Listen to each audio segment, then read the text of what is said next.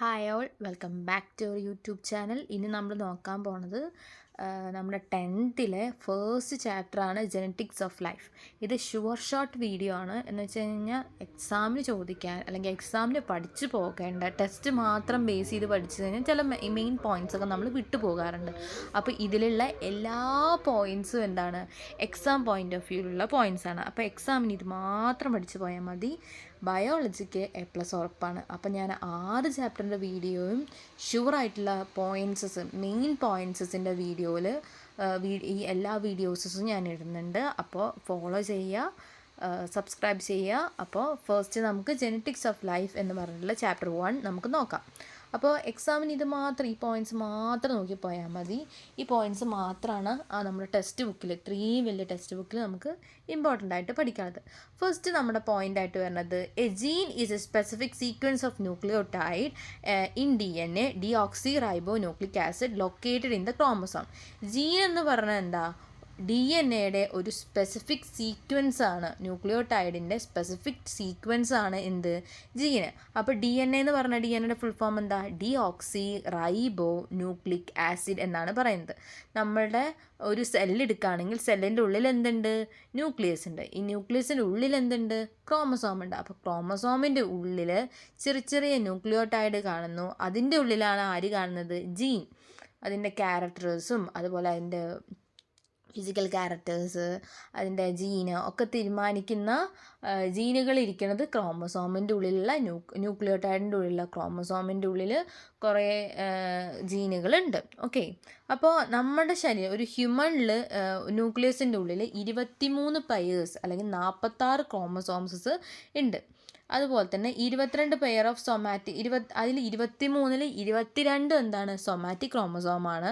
ബാക്കി ഒരു പെയർ എന്താണെന്ന് പറഞ്ഞാൽ സെക്സ് ഡിറ്റർമിൻ ചെയ്യുന്ന, കുട്ടി ആൺകുട്ടിയാണോ പെൺകുട്ടിയാണോ എന്ന് സെക്സ് ഡിറ്റർമിൻ ചെയ്യുന്ന ക്രോമസോമാണ്. അപ്പോൾ നമുക്ക് ടോട്ടൽ 23 പെയർ ഉണ്ട്. 23 പെയർ എന്ന് പറഞ്ഞാൽ എന്താ, 46 ക്രോമസോം ഉണ്ട്. ഈ 46 ക്രോമസോമിൽ അപ്പോൾ 46 ക്രോമസോം ഉണ്ട്. ഈ 46 ക്രോമസോമിൽ 23 പെയറായിട്ടാണ് കാണുക. 23-ൽ 22 കുട്ടിയുടെ സൊമാറ്റിക് ക്യാരക്ടർ, സൊമാറ്റിക് അല്ലെങ്കിൽ ഓട്ടോസോംസസ് ഒക്കെ പറയും. അപ്പോൾ സൊമാറ്റിക് ക്യാരക്ടർ എന്ന് പറഞ്ഞാൽ കുട്ടിയുടെ ഫിസിക്കൽ ക്യാരക്ടർ ഒക്കെ determine external appearance, physical characters determine ചെയ്യുന്ന ജീനുകളാണ് 22 പെയേഴ്സ്.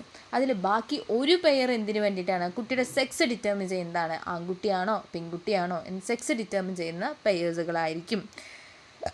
നമ്മൾ ചുരുക്കി പറഞ്ഞു കഴിഞ്ഞാൽ ഫീമെയിലിൽ 44 + XX എന്ന് പറഞ്ഞു കഴിഞ്ഞാൽ ഫീമെയിലാണ്, XY വന്നു കഴിഞ്ഞാൽ മെയിലാണ്. അപ്പം നമ്മുടെ ശരീരത്തിൽ എത്ര പെയേഴ്സ് ഓഫ് ക്രോമസോമുണ്ട് അല്ലെങ്കിൽ എത്ര ക്രോമസോം ഉണ്ടെന്ന് ചോദിച്ചു കഴിഞ്ഞാൽ 44 + XX and in female and 44 + XY in mail.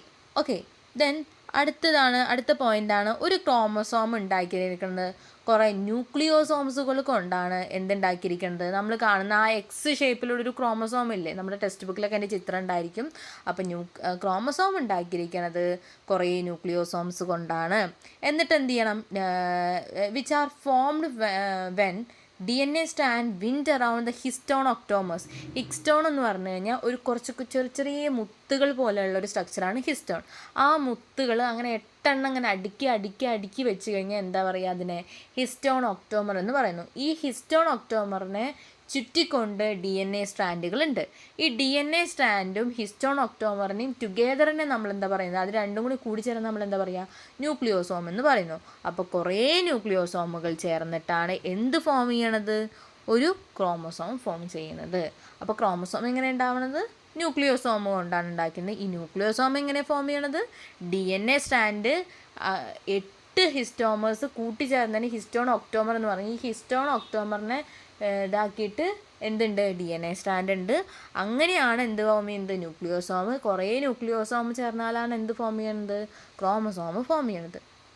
ഇനി നമ്മൾ നോക്കാൻ പോണത് James Watson, Francis Crick, Maurice Wilkinsons, പിന്നെ അതുപോലെ തന്നെ discovery of double helical model of DNAക്ക് ചുറ്റുകോണി മാതൃക, മലയാളത്തിൽ നമ്മൾ അങ്ങനെ പറയാം, ഡബിൾ ഹെലിക്കൽ മോഡലാണെന്ന് കണ്ടുപിടിച്ചതാണ് ആരൊക്കെ, James Watson, Francis Crick and Maurice Wilkins.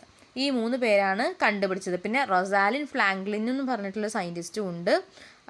അവരെന്ത് ചെയ്ത് ഫസ്റ്റ് എന്ത് ചെയ്തു, എക്സ്റേ എടുത്തു. കുറേ എക്സ്റേ ഡിഫ്രാക്ഷൻസ് ഒക്കെ കുറേ ടൈപ്പ് ഓഫ് DNA വെച്ചിട്ട് കുറേ എക്സ്റേസ് ഒക്കെ എടുത്തു.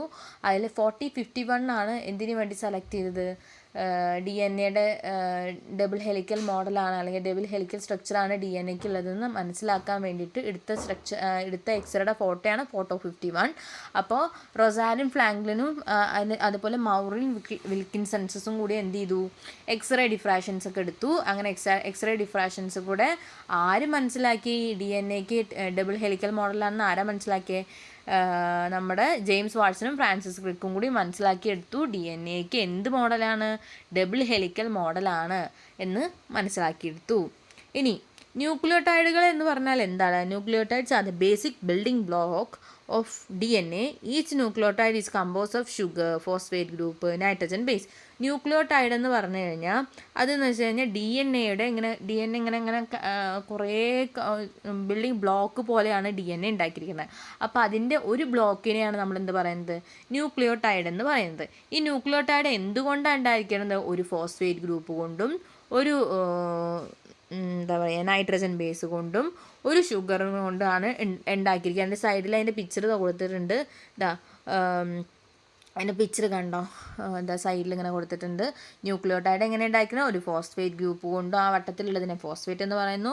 പെൻറ്റഗൺ ഷേപ്പിൽ തന്നെ എന്താ പറയുക, പെൻറ്റഗൺ ഷേപ്പിലുള്ളതിന് നമ്മൾ ഷുഗർ എന്ന് പറയുന്നു, അല്ലെങ്കിൽ ഡിയോക്സി റൈബോസ് ഷുഗർ എന്ന് പറയുന്നു. പിന്നെ എന്താണ് ആ സൈഡിൽ കാണുന്ന പെട്ടി എന്താണ്, നൈട്രജൻ ബേസ് ആണ്. അങ്ങനെ ഓക്കെ. ദെൻ അടുത്തതാണ്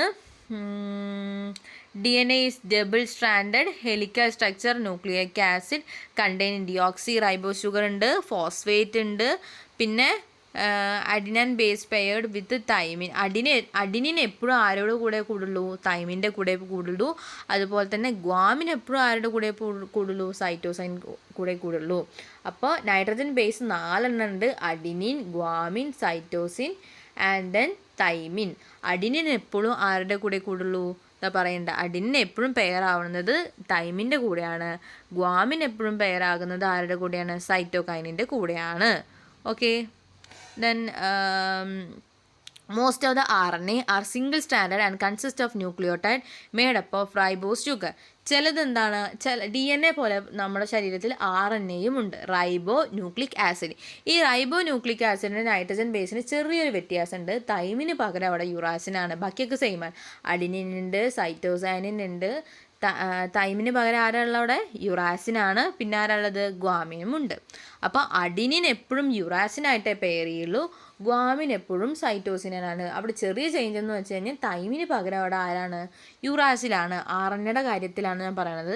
അങ്ങനെ പലതരത്തിലുള്ള RNA ഉണ്ട്, mRNA ഉണ്ട്, mRNA എന്ന് പറഞ്ഞാൽ എന്താ, മെസഞ്ചർ RNA ഉണ്ട്, tRNA എന്ന് പറഞ്ഞാൽ ട്രാൻസ്ഫർ RNA ഉണ്ട്, rRNA എന്ന് പറഞ്ഞാൽ ribosome RNA, ribosome റൈബോ nucleic acid എന്നാണ് പറയുന്നത്, റൈബോസോം RNA. അങ്ങനെ 3 തരത്തിലുള്ള RNAകൾ, ഡിഫറെൻറ്റ് ടൈപ്സ് ഓഫ് RNAകളും ഉണ്ട്.